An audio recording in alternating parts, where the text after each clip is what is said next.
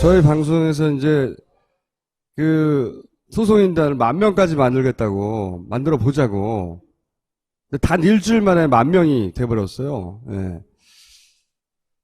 곽상원 변호사를 모시겠습니다. 응?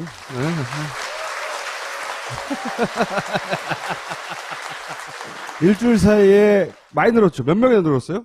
오늘자로 거기 신청자 수가 10,000명을 돌파했습니다. 10,000명.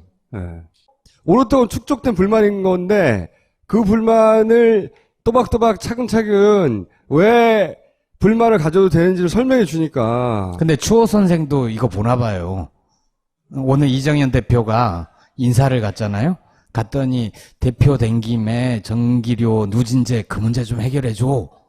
그렇게 인사를 했더라고요. 근데 이 진짜 경제민주화 프로젝트는 이거라고 봅니다. 구호의 문제가 아니라 이거라고 보는데, 지난주로 잠깐 되돌아보게 되면 참 정부에서는 근데 개편제 없다고, 부자 감세 우려 때문이다 그러면서 에어컨을 합리적으로 사용하면 요금폭탄이 아니다. 그 산자부에서 나와서 공식적으로 했던 기자간담회에서 했던 말이거든요. 저걸로 욕을 아주 많이 잡수시고 있죠. 그러니까요. 더위가 합리적으로 옵니까?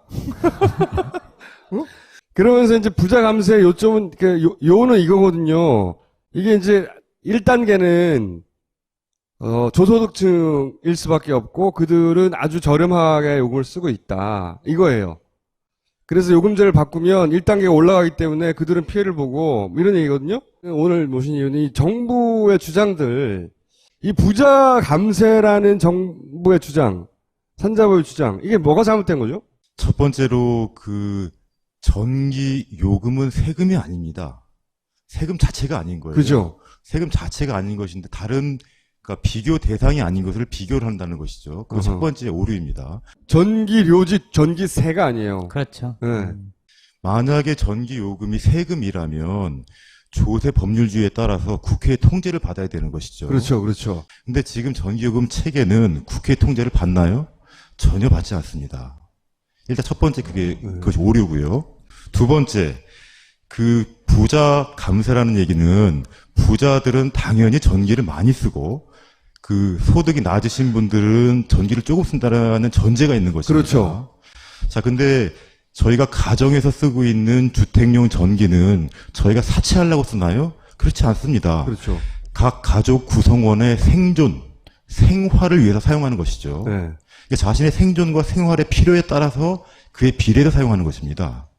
그러니까 부자든 가난하든 실제적으로는 집에 오래 있을수록, 집에 사람이 많을수록 전기 사용량은 그에 비례하는 것이죠. 소득과는 크게 비례하지 않는다는 거죠.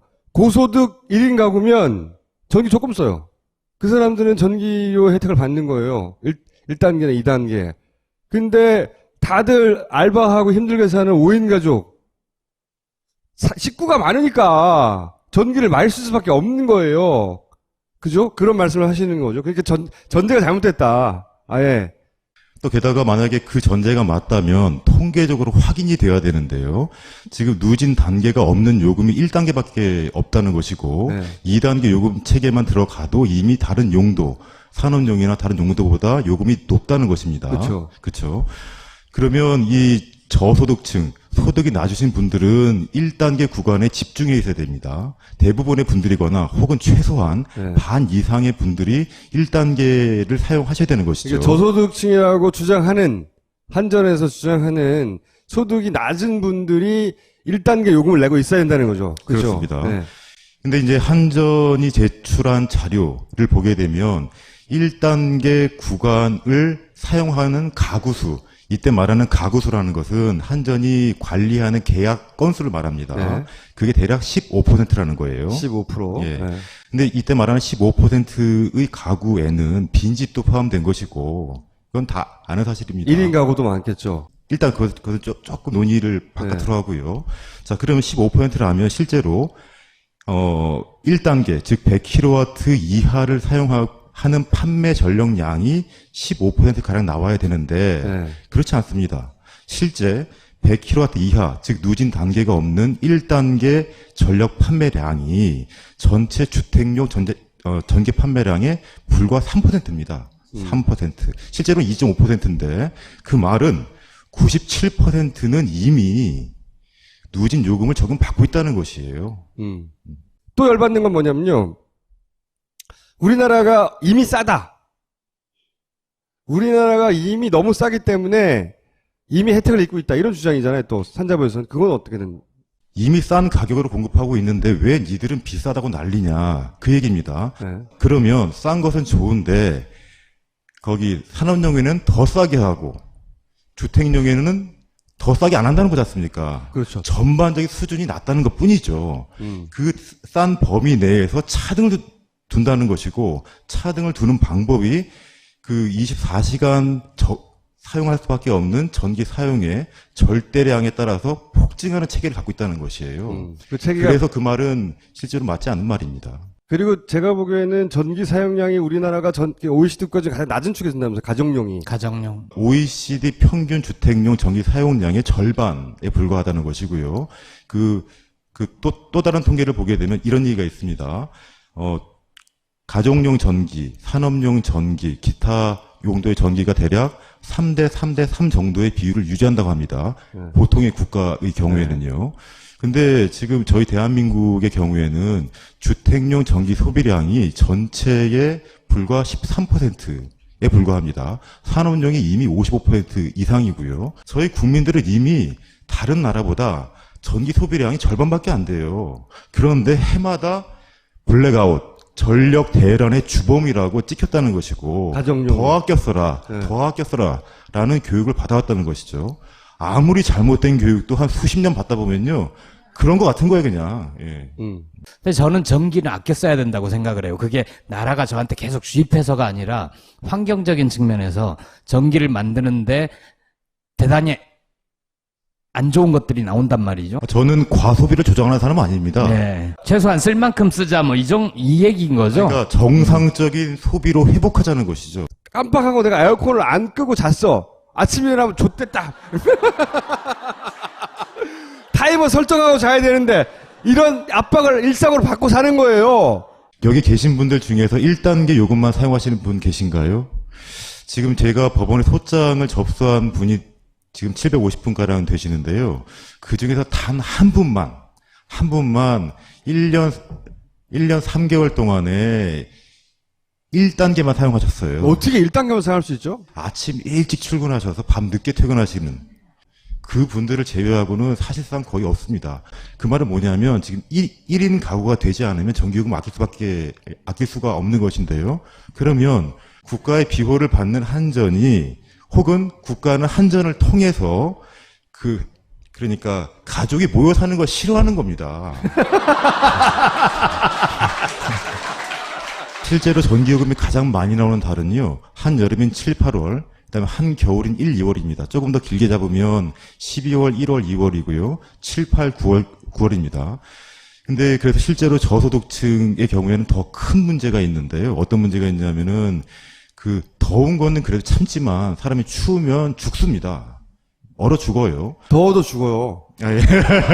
왜 이래야 되는지. 응? 내가 2배는 낼 수 있어요. 여름에 전기 수요를 관련한 측면에서 그걸 2배 내라. 좋아. 10배는 너무하잖아. 혹시 에너지 바우처 제도라는 걸 혹시 아시는가요? 이 에너지 바우처라는 제도는요. 그러니까 그 설명에 따르자면 소득이 낮아서 거기 에너지를 많이 활용할 수 없는 분들한테 보조해주는 제도입니다. 이 제도 자체는 참 아름답죠, 그죠?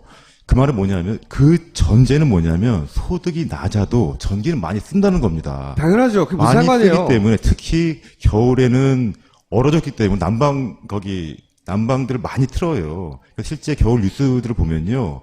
전기 장판 과열로 돌아가신 분들 많거든요. 그분들이 에너지 바우처 제도를 이용하는 겁니다. 저는 이렇게 표현을 합니다. 열심히 때리다가 반창고를 발라주는 거죠. 에너지 바우처라는 것으로요. 처음부터 때리지 않으면, 누진제 요금이 없으면 그런 제도가 존재하지 않습니다. 정부에서 이런 얘기 나오면 항상 블랙아웃 얘기합니다. 블랙아웃 얘기하는데 제가 본 자료 중에 이런 게 있어요. JTBC가 일본 후쿠시마 원전 사태 이후에 유명한 핵물리학자를 초청해가지고 일본이 그 이후 사후 관리를 잘하고 있나 인터뷰를 쭉 하는 내용이에요. 근데 그 중에 제가 주목한 내용이 2년 전인가 인터뷰를 했었는데 주목한 내용이 하나 있는데 한국의 수력 화력 발전 능력은 지금 최대 수요를 충분히 커버한다는 전기 부족하지 않다는 거예요. 한 가지 그냥 억측 중에 하나입니다. 그 작년 여름에 그 한전이 생긴 이래로 처음으로 누진제를 일부 구간 완화했습니다. 예, 몇 작년 구간 여름에. 통합 운영한 적이 있었죠. 딱 한 번입니다. 예. 그게 딱 한 번 그랬는데요. 그때 그 산자부 발표에는 이렇게 나옵니다. 작년이 2015년이니까요. 2014년 하반기에 국제 유가가 하락했다. 네. 하락했기 때문에 그 혜택을 온 국민에게 돌려주고자 아하. 전기요금 구간을 일부 완화한다. 이렇게 발표를 했습니다. 제가 찾아봤습니다.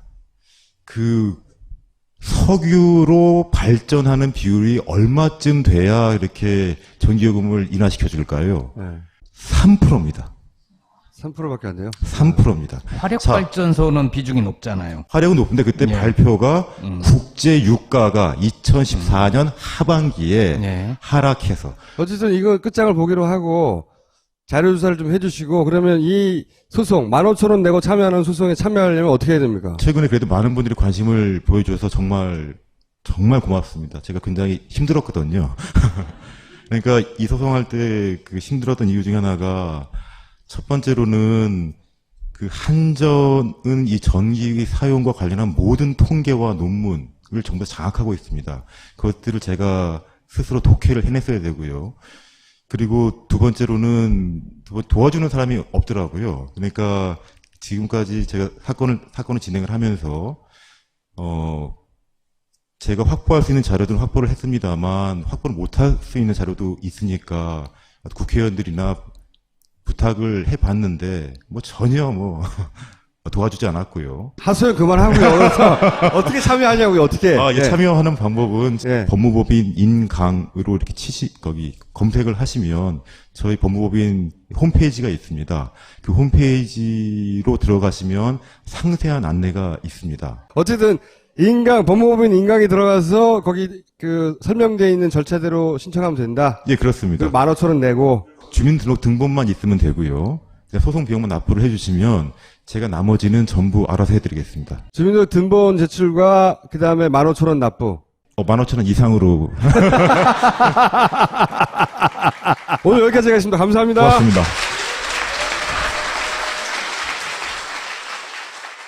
싸늘하다. 가슴에 비수가 날아와 꽂힌다. 하지만 걱정하지 마라. 이노큐는 물보다 빠르니까. 아기한테는 일반물 한 잔, 장마담한테도 일반물 한 잔, 나는 이노큐 한 잔. 동작 그만 이노큐 먹이냐? 뭐야? 내 잔하고 장마담 잔을 일반물로 줬지. 내가 빙다리 핫바지로 보냐? 증거 있어? 증거 있지. 너는 나한테 맹물을 줬을 것이여. 그리고 장마담한테 주려는 거 이거 이노큐 아니여? 자 모두들 보쇼. 장마담한테 이노큐를 줘서 이 판을 끝내겠다 이거 아니여? 시나리오 쓰고 있네 이 고친 새끼가. 2배 번항칠 이노큐. 확실하지 않으면 딴지마켓에 팔지 마라. 이런 거 안 배웠어? 우리는 생각했습니다. 실외는 가까운 곳에 있다고. 우리가 파는 것은 음료 몇 잔일지 모르지만 거기에 담겨있는 것이 정직함이라면 세상은 보다 건강해질 것입니다. 그래서 아낌없이 담았습니다. 평산네이처 아로니아 친. 지금 딴지마켓에서 구입하십시오. 우리 아기 시원하라고 여름 옷을 새로 샀어요. 저는 여름용 침구 새로 샀어요. 저는 쿠션을 새로 샀어요. 어머, 뭘 모르네. 아기들 체온은 성인보다 높다는데 쿠션 하나로 시원하겠어? 그냥 쿠션이 아니라 아이들이 먼저 찾는 가메코 쿠션이라는 건 모를 거다. 가메코 쿠션 천연 감으로 염색해 물기 좋아하는 아이들에게도 걱정 없습니다. 자세한 정보는 딴지마켓에서 확인하세요. 기자 간담회에서 했던 말이거든요. 저걸로 욕을 아주 많이 잡수시고 있죠. 그러니까요. 더위가 합리적으로 옵니까? 어? 그러면서 이제 부자 감세의 요점은, 요는 이거거든요. 이게 이제 1단계는, 조소득, 구호의 문제가 아니라 이거라고 보는데, 지난주를 잠깐 되돌아보게 되면 참, 정부에서는 근데 개편제 없다고, 부자 감세 우려 때문이다. 그러면서 에어컨을 합리적으로 사용하면 요금폭탄이 아니다. 그 산자부에서 나와서 공식적으로 했던 저희 방송에서 이제 그 소송인단을 10,000명까지 만들겠다고 만들어 보자고 단 일주일 만에 10,000명이 돼버렸어요. 예. 곽상원 변호사를 모시겠습니다. 응? 네.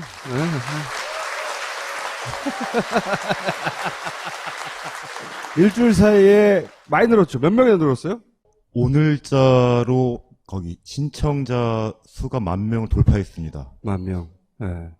오랫동안 축적된 불만인 건데 그 불만을 또박또박 차근차근 왜 불만을 가져도 되는지를 설명해 주니까. 근데 추호 선생도 이거 보나 봐요. 오늘 이정현 대표가 인사를 갔잖아요. 갔더니 대표 된 김에 전기료 누진제 그 문제 좀 해결해줘. 그렇게 인사를 했더라고요. 근데 이 진짜 경제민주화 프로젝트는 이거라고 봅니다.